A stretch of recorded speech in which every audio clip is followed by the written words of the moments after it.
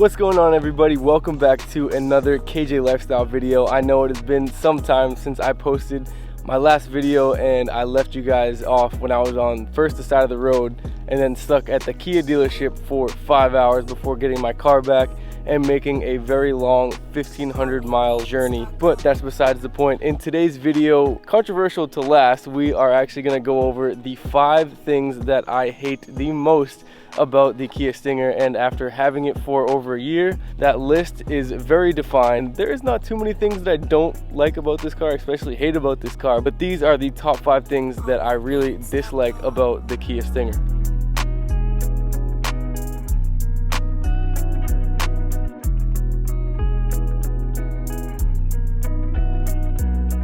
Alright, starting off with number 1, it is actually the light sensor that changes the interior lights from light to dark and turns the headlights on when it's on the auto setting. For some reason, it is extremely sensitive. I don't know if that's just a problem with the 2018 version, like this one, the GT2 version, if there's something in the headlights that's different between the other trim models, but it is extremely sensitive. I could be driving underneath a tree and there's just shade. It'll instantly dim, so much so that I can't even see the heads-up display or the speedo because the brightness setting is extremely dark. In Florida, it doesn't happen too much because it's very sunny all the time. There's not as many trees on the road, but up north, like I said, if I go underneath a tree or a patch of trees, it'll just turn on and off, on and off, on and off, and it'll go light to dark. It's extremely annoying because obviously I want to see how fast I'm going, and I can't even see what music I'm playing or anything that's on the display because it's so dark. On the inside of the car, there is a way you can adjust the settings. You go into illumination, you can change it from day and night and it'll show you exactly what it is. If I wanted to turn this all the way up, so if I was driving during the day, it wouldn't flicker on and off. At night, it would be extremely bright, so I'd have to go back in and do it every single time. So it is, like I said, really annoying. That's just been something that I've had to deal with this car. So the second thing I hate about the Kia Stinger is the side reflector right here. Now, I'm not 100% sure what Kia was thinking putting this here, but I've heard a lot of people say this is the one design flaw that they really do not like on this car, and I completely agree. It's just kind of like a continuation of the taillight, and it looks really weird. I've looked to try to find some wrap or paint that is the same color as the ceramic silver. The only thing that I've found is an insert that you completely replace both of them. However, it's $100 and I really don't want to spend that. If there was any sort of wrap or a sticker that I'd put over it, I would do that. I have seen people paint it black or tint it. However, I don't want that contrast on the side of the car. I wish it was just all that same color. Like I said, I don't know why they did that. Just something that I don't think looks very good. Yeah, not a fan of that. So looking to change that in the future if there's a way. If you guys know any wrap that is the exact same color as the ceramic silver for the Kia Stinger, let me know because I will buy that in a heartbeat, just so I can completely change that so it's all one color and it flows nicely from the fender down to the bumper and it's not a continuation of the taillight. The next thing I hate about this car is the fuel tank size. Now, this is a big car. It is a Grand Touring car, GT2.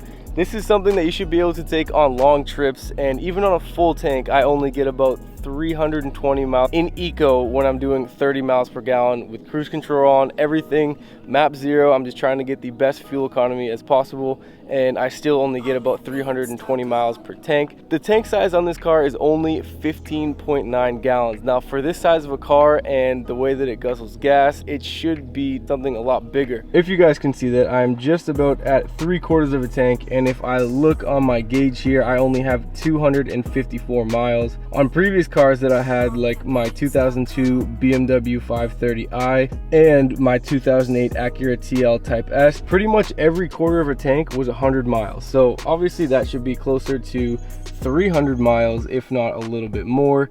However, it's only at 254. And like I said before, I mainly keep my car in eco and on map zero, so I'm trying to get really good fuel economy, and especially after a long drive like I just did on this quarter of a tank. It was only about 70 miles, and as you can tell, I am just below 3/4 of a tank. So I wish the tank size was a lot bigger on this car. Maybe if it was 17 or 18 gallons, just so you could get over 400 miles on a full tank. I definitely think that's something Kia should have looked into further when designing this car, being that it's going to be a big beefy Grand Touring car, but it only has a 16-gallon tank. Those extra 2 or 3 gallons could have made a huge difference, especially at 25 or 30 miles per gallon, to get us over that 400-mile range. I'm somebody who does a lot of long trips. I know there's other Stinger owners that do the same, and that's definitely something that could have helped. The fourth item on the list that I hate about this car is actually very controversial to the last point that I just made about gas mileage and tank size. I wish this car had a V8. Now, the twin turbo V6, this car tuned, everything on it puts out about 420 to 440 horsepower. I haven't put it on a dyno. Those are just numbers that I've seen from very similar Stinger builds, but imagine this car had a V8. That's something that I definitely think would have made this car a whole lot better, maybe more appealing to those customers. They said that the Stinger didn't do that well in its first years of production. Not to say that I don't like the twin turbo V6. I think that this car, definitely the size of it as well. It's a pretty big car. Like I said, a Grand Touring car. Definitely something that could compete with a Charger or even the Chevy SS that came out a while ago. That's just my personal opinion. I think a V8 would have suited this car a lot better. It definitely would have made it a lot faster compared to the twin turbo V6 out of the factory. It would have made the car sound a whole lot better. Now, not to say that I hate the way this thing sounds, but it is very raspy, especially with the downpipes. And if you haven't seen that video, make sure to go check that out, because this car at high RPMs it sounds really good, but lower RPMs the rasp is just too much, and I'm not really a huge fan of it. But like I said, a V8 in this car would have been a whole lot better than the twin turbo V6, and I think it would have been a lot more appealing to the Stinger customers that maybe they couldn't reach because this car had either the 2.5 liter 4-cylinder or the 3.3 V6. I definitely think there is some space in there that they could have fit 2 more cylinders, whether they did it front to back. As you can see,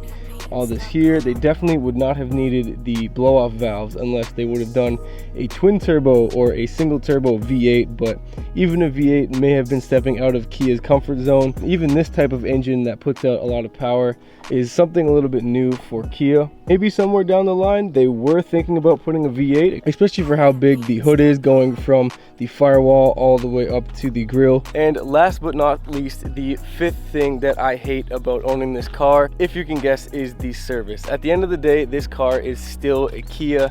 Not to bash too much on Kias, but they do not have the best reputation in terms of reliability.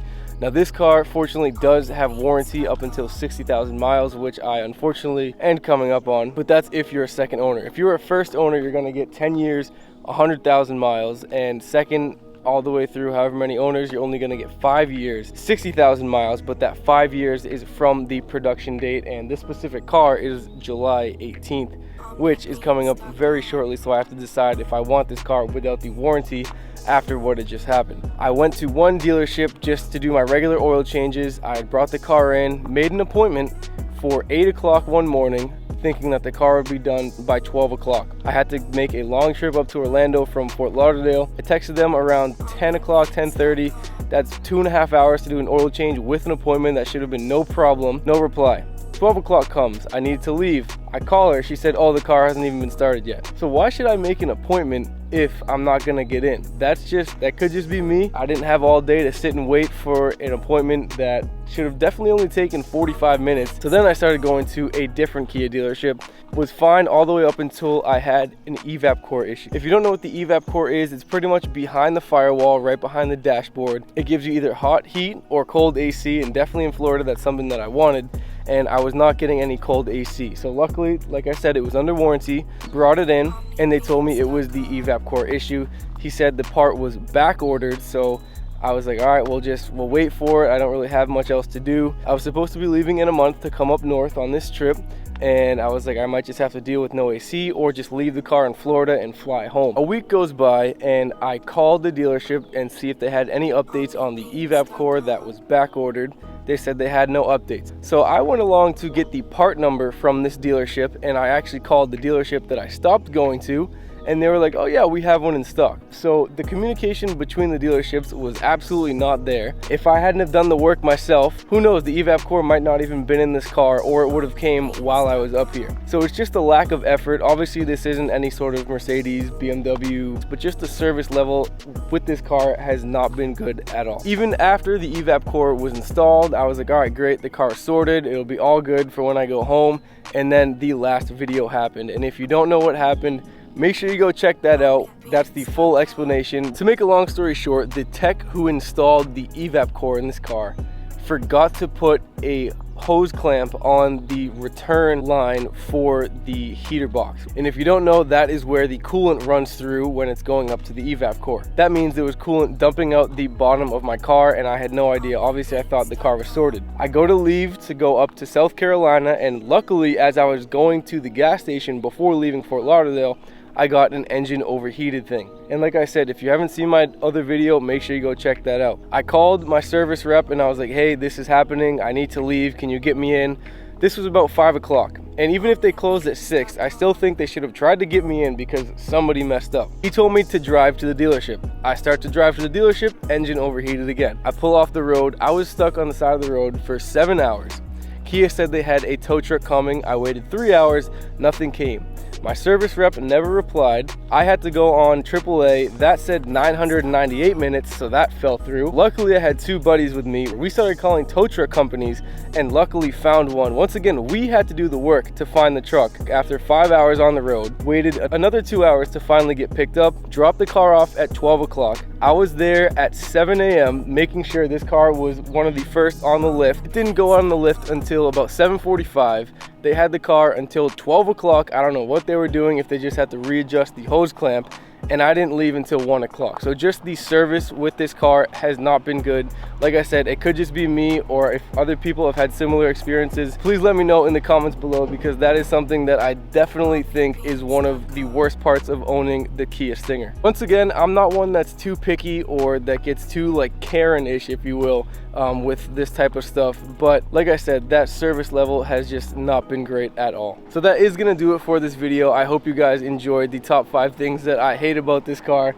Now, that's not to say I don't like this car at all. Obviously, I own it, so I love it. There's a lot of things about this car that are awesome, but those were just the 5 major ones.